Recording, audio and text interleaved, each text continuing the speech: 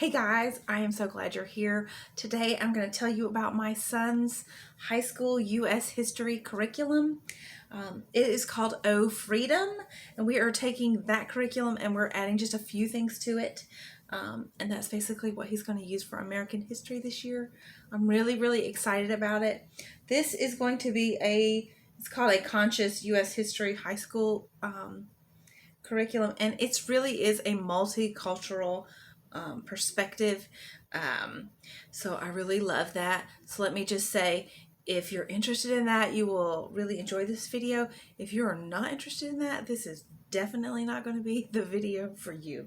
But we have done a lot of other American history things since we started homeschooling. We did My Father's Worlds, exploration to 1850, I think our second year homeschooling. So he would have been in 7th grade then. We have done The Story of the World there. I think it's volume 3 that covers some U.S. history. We've done the Genevieve Foster books, a lot of state history and like presidents and all that stuff. So when we were looking for American history, my son was like, "Mom, please no, not the same old stuff again."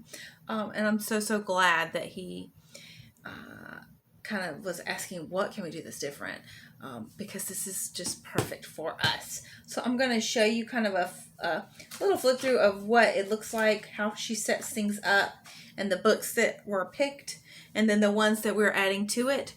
So I hope you enjoy. Here we go. So the O Freedom U.S. history curriculum, it's basically, this is year 1, so there are 2 years. They would each be counted for 1 credit of U.S. history. So I don't know if we'll do year 2, but we'll definitely do year 1, and you can count a whole credit for it. So it basically starts from like 1491 to Reconstruction. That's for year 1. So that's kind of the time period that you're going to be studying, and I'll tell you like how kind of it flows. You do have to subscribe to a mini series called 1491. It's like $10 for the whole mini series, so that's great. And then she has book recommendations, and she gives you a list, and there's like 2 tracks you can choose, and the difference between the 2 tracks is basically you're reading sort of the same books pretty much, but one of the tracks is a little more advanced than the other. There might be more reading. The book, like if it would be, one of the books is called An Indigenous People's History of the United States for young people. So that would be for track 1. If you were doing track 2, you might just be reading An Indigenous People's History of the United States. So not for young people. So it just depends on like your kid. We went ahead and did track 1 because it's a lot of reading, and so I just thought I will do the books that are a little more easy to get through and more geared for young people. That's just was our preference. So those are your options for track 1 or track 2, and then she gives you like the literature list. And then she kind of gives you, I'm not going to show in the notebook because it literally says in here like you're not supposed to show pictures of it, so I'm not going to do that. But she basically plans it out for you every week, tell you like what you're going to read, when you're going to watch a video, the pages in the books you're going to read, the chapter or how many pages, and then like discussion and reflection questions, ideas for to talk about, and then has a little notebooking page for them to kind of write reactions to anything they would have watched, their takeaways for the week, and then it has a little parent checklist for each week for you to check off as well. So that's really cool, and you can read along with them, so I think that's really great. So that's kind of how it works. I believe there's 32 weeks. No, 34, 35. 35 weeks. Let me double check. 36 weeks of curriculum in here. Now, every few weeks is a section called Dig Deeper, and that would be like when you could dig into something on your own. So that's not going to be like a schedule. They're not going to have a schedule for you that week.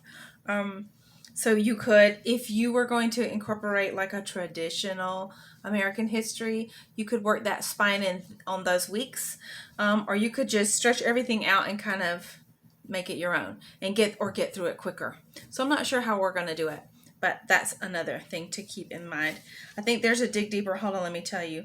Week 5, week 9, week 14, week 18, week 22, week 27, week 31, and week 36. So that's 1, 2, 3, 4, 5, 6, 7, 8 weeks that you can kind of have a whole week to dig deeper into one of these topics, or if you had your own little spine that you wanted to work through for more of like a traditional American history, you could do that then.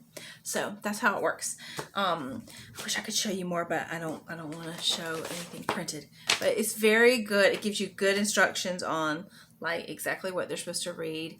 And she did a really good job, like, because there's quite a few books that you're going to read, but she kind of tells you like you're going to read chapter 1, page 4 through 8 in this book, and then you're going to read like chapter 3, page 7 through 13 in another book. So it's basically all done for you. You just have to plug it in for the days of the week that you're going to do it. So I really love that. And I'll show you the books that we're going to use. And these are mostly her picks. And then I added a couple. So the first one is, A Different Mirror for Young People by Ronald Takaki. I don't know how to say it. This one. And then there is The Voices of a People's History of the United States by Zen. It's thick, and you're only going to be, I think there's only certain parts of this book. And then there is An Indigenous People's History of the United States for young people. This one looks really good. I actually started reading this one already. That's by Roxanne Dunbar Ortiz. And then this one is Stamped: Racism, Anti-Racism, and You. This is kind of like the YA version of, I think, Stamped from the Beginning. I think that's what this is. If I'm wrong, please excuse me. And this looks really good too. This one's actually won, it's a National Book Award winner. So that's pretty cool. And then one more is the Atlas of Indian Nations. That's a National Geographic book. And let me go ahead and say, these books may not all be perfect. If you are an Indigenous person and one of these makes you go, what? I'm sorry, but these are the best. We were trying to do the best we can to find some good different perspectives. So this one has tons of pictures. It's beautiful. So those are her picks, and then I'll show you what I'm adding to it. So these are definitely not picks from Oh Freedom. These are just what we're going to do to go along with it. We're going to do the Cartoon History of the United States. I thought this would be in color, but I guess it would make sense it's not. It's in black and white, and it goes through it really fast. So we're going to do this just for some like fun, because a lot of this stuff is really heavy, deep, hard stuff. So I thought it would be fun to kind of have a little fun too. And then we're going to, I think, read this. This is going to be a totally different perspective, but I did want to have like a perspective of like the Pilgrims and Puritans. It's important to me if I want my kids to have like different perspectives that even they could have like opposing perspectives. Does that make sense?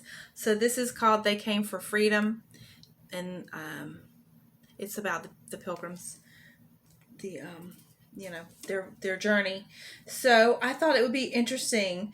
I really want my kids, like especially when they're teens, to be able to realize that like different people will experience things different ways. And I just think that's really important for them to read and think about, because from one person's perspective, this might go this way, but to the other person's perspective, it went this way. And they're both kind of true accounts. But like one is telling you their experience and the other one is showing you their experience. And so I just really think that's very important. I think for kids and adults, I have experiences in my life, and I could tell you about this thing that happened to me growing up that this person did to me, and that is my experience and what really happened to me. But the other person has their own experience. of what, they were going through when they had this interaction with me.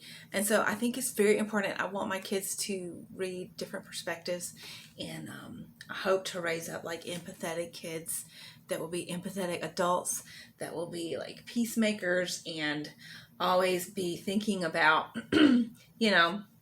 there are different perspectives. That's what makes the world go round. And it's so important to come, with love and empathy. And that's how we change the world. So that's what we have. And then the other thing I'm going to add to it is this just big fat notebook of American history. And she did actually recommend this as something you could go through. And we're just going to use this because they're not like quizzes and tests. They're literally just like your journaling. You could ask some questions about what they read with the other books. And I'm not super, I don't really care about grading. I don't know. We need grades though. Probably for me in my home, it's just easier if I have something to grade. So I think what we're going to do is use this as sort of, I don't want to say a spine, but like an aside, and go chapter by chapter. And it does have little questions, and I'm just going to have them answer the questions and use those for grades, because it doesn't matter. They're going to learn. He's going to learn with all the other books he's reading. So I don't know if you've seen these. There's tons of video flip throughs of these. These are really fun. They're very colorful. They're great. So, but I'm really excited about this history curriculum. I'm really excited about learning about people, groups, and cultures that I didn't probably learn hardly anything about in school. So I'm very excited for my kids to dive into these. I think they're going to be fantastic. And again, I think so good for them to critically think and experience just different people, and all the, America's such a melting pot, but they're the indigenous people that were here before. I just think that's important for them to think about, to read about, and all the different settlers that came. You had Irish, and I just can't wait. And how it all kind of, it's messy. History's messy, right? And I'll say one other thing. I know a lot of people aren't fans. People might want the traditional American history. But I think about the Bible and it being a living history book. Think about the Bible. It is such a living history book, and it doesn't gloss over things that actually happened, to people groups, the people of Israel being enslaved. It doesn't gloss over that, and basically you can look at all the people groups in the Bible and how they treated each other, and how one powerful group hurt another group that didn't have the power, and then that group might rise up and have power, and then they would oppress the next group, or the group that had oppressed them before. And so I just think of the Bible's the biggest living history book to me, and it basically just shows us that when people hunger for power, it never goes well. It always ends up with someone being hurt. And I just think that America's history, isn't so much different, and it's important for our kids to know that, we're not a better, we're the same people as the people in the Bible. We're not perfect people, and it's important for us to know that, so that we can sort of see and check ourselves and see how we can love each other better. So that's the perspective I'm coming from, and I really, really do like these books. I think they're good. If you want multicultural perspective, I think it would be great American history for your child, and I'm really looking forward to reading it along with my son. So thank you for watching. If you have any books that you would recommend to go along with these, I would love to hear about them, especially if you are multicultural or a person of color. I would love to hear anything that you think would be great to go along with this. Or gosh, if there's a teacher watching and you have something, especially if you have any fiction, because this is all nonfiction, so I'm going to have a hard time counting. I guess this is literature.